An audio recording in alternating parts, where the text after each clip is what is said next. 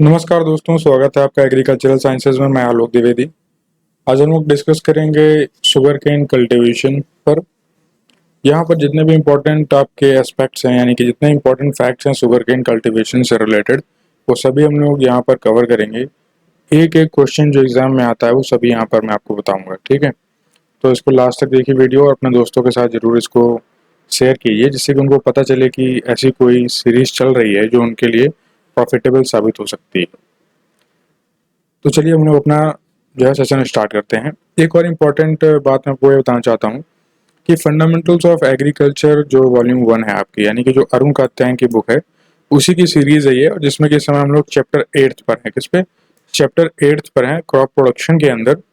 और उसकी का ये आपका सेकंड लास्ट टॉपिक है, यानी कि शुगर केन के बाद अब आपको सिर्फ जो है टोबैको वाला जो क्रॉप प्रोडक्शन है, बस यही पढ़ना होगा। इसके बाद ये आपका चैप्टर 8 फिनिश हो जाएगा। देन इसके बाद हम लोगों को सीड टेक्नोलॉजी वाले चैप्टर, यानी कि चैप्टर 9 पर जो है चलना है। तो आज का जो टॉपिक है सैकेरम ऑफिसियनारम का है, यानी कि गन्ने का है। देखिए, जो आपका शुगर केन है इसमें बहुत से इंपॉर्टेंट फैक्ट्स हैं जो कि एग्जाम के बेसिस पे आपको पता होना चाहिए। देखिए, सबसे पहली बात तो आपसे पूछा जाए कि जो शुगर केन है, ठीक है, जो शुगर केन है इसका जीनस क्या है, इसका जीनस क्या है, तो आप बताएंगे सैकेरम। क्या बनाएंगे? सैकेरम बताएंगे। ये सैकेरम वर्ड कौन सा वर्ड है, यानी कि किस वर्ड से डिराइव हुआ है? जैसे कि लैटिन वर्ड है, ग्रीक वर्ड है, ठीक है। तो ये क्या लैटिन है या ग्रीक है? तो ये ना लैटिन है ना ही ग्रीक वर्ड से डिराइव हुआ है। सैकेरम वर्ड डिराइव हुआ है आपका संस्कृत से। किससे? संस्कृत से। बड़ा ताज्जुब होगा आपको जान के, ये मुझे भी हुआ था जब हम लोगों ने पढ़ा था इसके बारे में, तो बड़ा अच्छा भी लगा था। तो देखिए, संस्कृत से डिराइव हुआ है सैकेरम। तो संस्कृत में एक वर्ड है सरकरा। क्या है? सरकरा। तो सरकरा से ही बना है सैकेरम। क्या बना है? सैकेरम बना है, और उसी से डिराइव हुआ है आपका सैकेरम। तो आई होप आपको ये चीज़ क्लियर है। तो सैकेरम जो है आपका जीनस हो गया, और किस फैमिली को बिलोंग करता है? तो फैमिली को बिलोंग करता है ये ग्रैमनी फैमिली को। किसको बिलोंग करता है? ग्रैमनी फैमिली को। आपसे एक मेरी ये जो है रिक्वेस्ट है कि आप मुझे बताइए, ग्रैमनी फैमिली के कम से कम 2 क्रॉप जो है कमेंट सेक्शन में मुझे कमेंट करके बताइए कौन कौन से होते हैं, ठीक है। तो ये आपके लिए काफ़ी आसान सा वर्क है, और जिनको नहीं पता है वो जरूर बताएं, जिससे कि एटलीस्ट आपको पता रहे कि ग्रामीणी फैमिली में कौन कौन से आते हैं। 2 फेमस क्रॉप बताइए आप जो ग्रामीणी फैमिली में बिलोंग करते हैं। तो देखिए, जो मोस्ट कॉमनली जो लोग जानते हैं सैकेरम यानी गन्ने का जो बोटानिकल नेम है, तो सैकेरम ऑफिसिनारम के नाम से जानते हैं। और क्वेश्चन भी ज़्यादातर इसी से पूछा जाता है। इसका क्रोमोसोम नंबर क्या होता है? तो ये आपका होता है 2n इक्वल टू 80। कितना होता है? 2n इक्वल टू 80 होता है। ट्रॉपिकल केन की बात करें तो ये जो है क्या है, ट्रॉपिकल केन ही कहलाता है सैकेरम ऑफिसियनरम, क्योंकि ये जो है ट्रॉपिकल एरियाज में होता है, ठीक है। और इसके कुछ फीचर्स हैं जो आपको जानने हैं सैकेरम ऑफिसियनरम के, जैसे कि थिक एंड जूसी केन्स होते हैं। इसमें सबसे ज़्यादा वाइडली जो ग्रो की जाती है वो सैकेरम ऑफिसियनरम को ही ग्रो किया जाता है, और इसीलिए क्वेश्चन भी सबसे ज़्यादा आपका इसी पर्टिकुलर स्पीसीज से पूछे जाते हैं। ये क्या है? गुड फॉर च्यूइंग पर्पज है। आप इसको जो है च्यूई करने के लिए बढ़िया होती है, इसमें बढ़िया जूस क्वांटिटी होता है। और ओरिजिन अगर पूछा जाए शुगर केन का तो न्यू गिनिया में ही है, ठीक है। हाई शुगर कंटेंट होता है ऑफिसिनेरम में, लो फाइबर होता है। लो फाइबर की हमें इसमें ज़रूरत कम होती है। बेसिकली हमें ज़रूरत होती है शुगर कंटेंट की इसमें। और ये जो है ट्रॉपिकल एरियाज तक ही रिस्ट्रिक्टेड है, यानी कि वहीं पर बढ़िया तरीके से ग्रो करता है। तो आई होप आपको ऑफिसिनेरम के बारे में जो है सारे पॉइंट्स क्लियर हैं, कहीं कोई डाउट नहीं है। अब देखिए, जो 2 वैरायटीज़ हैं इसके बाद आती हैं जहद की। हालांकि इसमें जो है 5 वैरायटीज़ हैं। कौन कौन सी वैरायटीज़? 5 वैरायटीज़। एक तो आपकी ट्रॉपिकल हो गई, जिसे आप सैकेरम ऑफिसियनरम बोलते हैं। 2 आपकी इंडियन केन्स हो गई, एक सैकेरम बारबेरी, और एक होती है आपकी साइनेंसिस, ठीक है। इसके बाद 2 आती हैं, एक स्पॉन्टेनियस आती है, एक रोबस्टा करके आती है। तो वो वाइल्ड वैरायटीज़ हैं, वो आपको इतना ज़रूरी नहीं है पता होना, लेकिन ये 3 जो है इंपॉर्टेंट हैं, इसी के बारे में ज़्यादातर जो है एग्जाम में पूछा भी जाता है। सबसे मोस्टली जो क्वेश्चंस जो फ्रेम होते हैं वो सैकेरम ऑफिसियनरम से होते हैं, ठीक है। तो सैकेरम जो बारबेरी इंडियन केन्स के अंदर है, ये इंडिजिनस है नॉर्थ ईस्टर्न स्टेट्स में इंडिया में।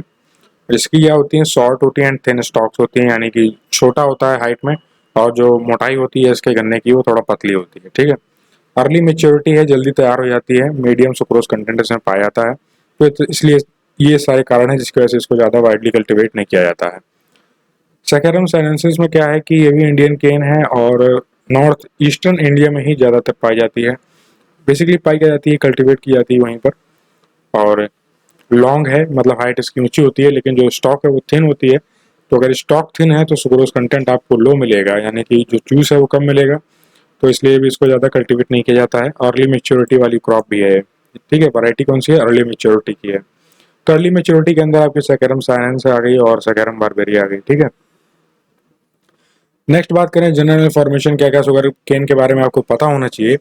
तो देखिए, सबसे पहली बात तो इसके जो सेट रूट्स होते हैं, देखिए इसमें सीड रेट नहीं होता। जैसे हम लोग कहते हैं ना कि मेज का सीड रेट क्या है, व्हीट का सीड रेट क्या है, राइस का सीड रेट क्या है, तो यहाँ पर हम सीड रेट की नहीं बात करते। यहाँ पे जो सीड रेट होता है उसको हम बोलते हैं सेट रेट। सेट रेट बोलते हैं, क्या बोलते हैं?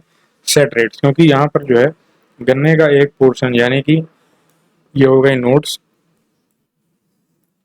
और ये हो गए आपके इंटर नोड, ठीक है।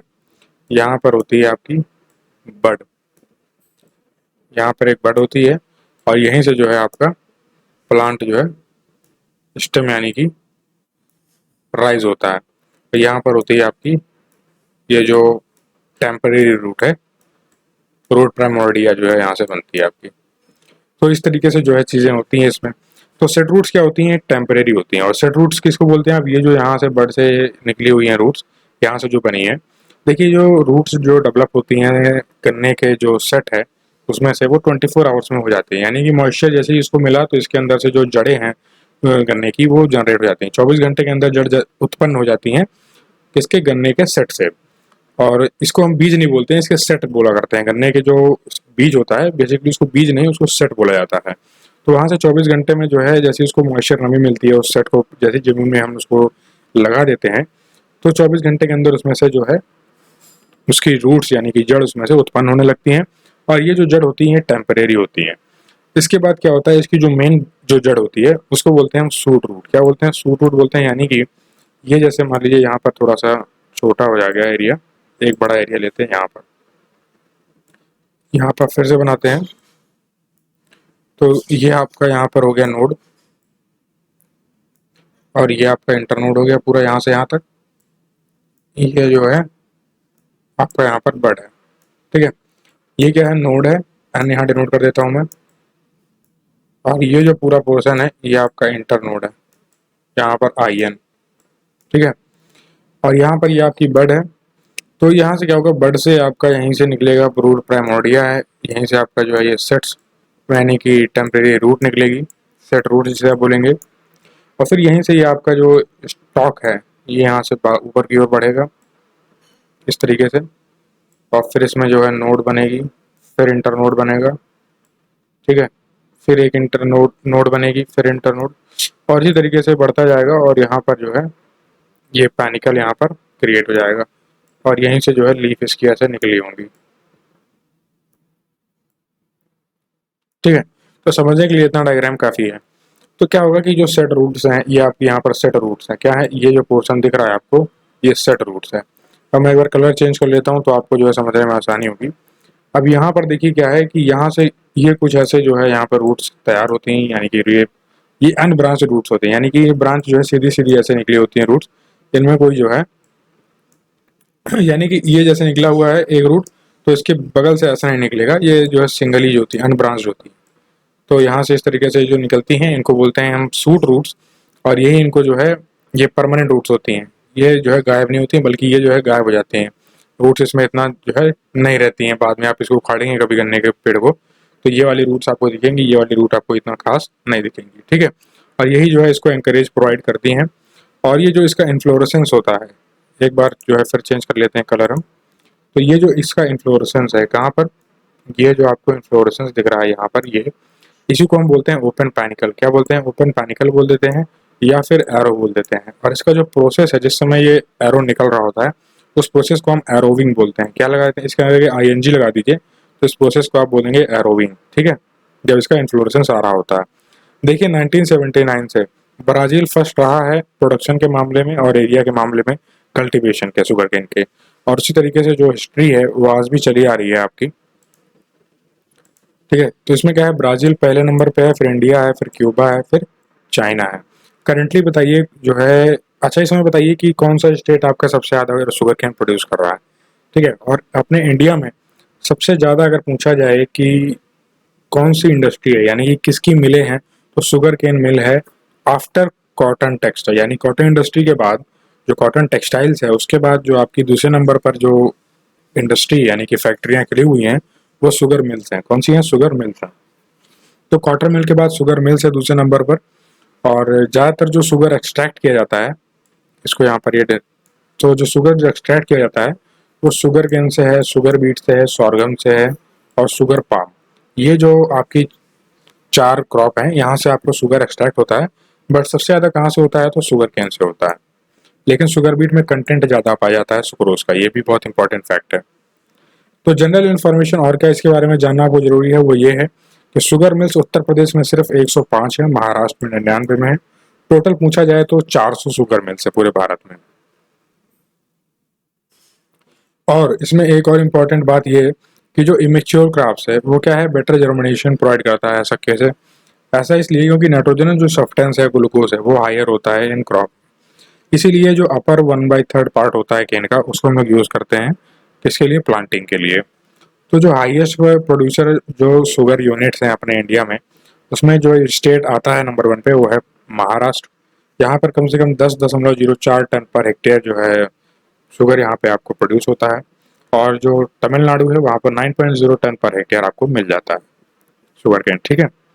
आफ्टर प्रोवाइडिंग फॉर सीड्स, मतलब सीड्स के बचने के बाद, मतलब सीड्स के लिए जो है गन्ना निकाल लेने के बाद 50% शुगर केन आपको वाइट शुगर बनाने में मदद करता है और 30% जैगरी के लिए, 20% आपका जो है अल्कोहल के लिए, ठीक है। तो इस तरीके से आपको याद रखना है कि कैसे कैसे इसका यूज़ होता है। कुछ इन्फॉर्मेशन इस तरीके से कि जो आपकी शुगर, देखिए जो बहुत इंपॉर्टेंट है, जो एग्जाम में अक्सर पूछ लिया जाता है कि शुगर केन ब्रीडिंग इंस्टीट्यूट कहाँ पर है, यानी कि SBI, तो ये आपका कोयम्बटूर में है। जो Indian Institute of Sugarcane Research है ये आपका लखनऊ में है। और इंडियन शुगर इंस्टीट्यूट जो कि आपका कानपुर में है, ठीक है। तो SBI यानी कि शुगर केन ब्रीडिंग इंस्टीट्यूट कहाँ पर है, तो ये कोयम्बटूर में है। Indian Institute of Sugarcane Research कहाँ पर है, तो ये लखनऊ में है। इंडियन शुगर इंस्टीट्यूट कहाँ पर है, तो ये कानपुर में है। तो ये 3 चीज़ें आपको जानना बहुत ज़रूरी है। अब 3 कंडीशंस बहुत इंपॉर्टेंट हैं ऑप्टिमम टेलरिंग के लिए। कौन कौन सी? पहली जो आपकी है हीट रिक्वायरमेंट। तो हाई हीट रिक्वायरमेंट यानी कि 25 से 30 डिग्री सेल्सियस टेम्परेचर चाहिए। हाई मॉइस्चर रिक्वायरमेंट में आपको 70 से 88% यानी कि 77 to 88% फील्ड मॉइस्चर कैपेसिटी चाहिए होगी। गुड इल्यूमिनेशन यानी कि ब्राइट सनशाइन हो, वाटर अवेलेबिलिटी वहाँ पर प्रेजेंट हो।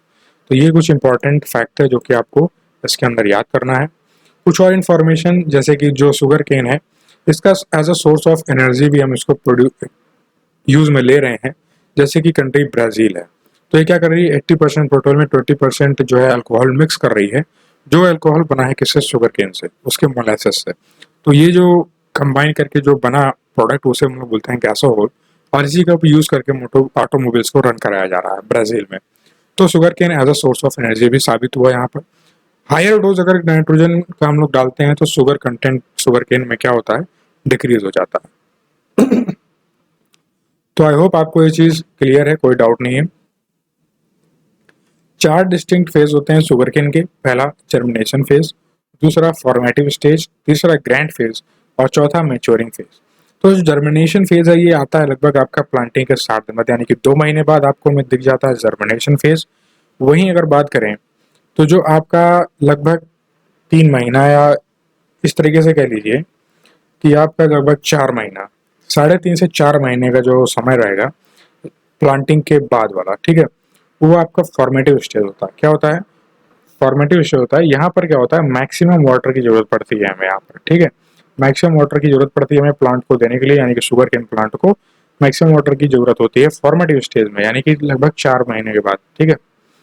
और जो ग्रैंड फेज होता है ये आता है आपका लगभग 130 से 250 दिन बाद आपका प्लांटिंग के। और मेच्योरिंग फेज जो है वो 250 से 365, यानी कि अब देखिए इस चीज़ से आपको क्या पता चला, इस चीज़ से ये पता चला कि जो आपका शुगर केन प्लांट है ये पेरेनियल प्लांट है। कैसा है?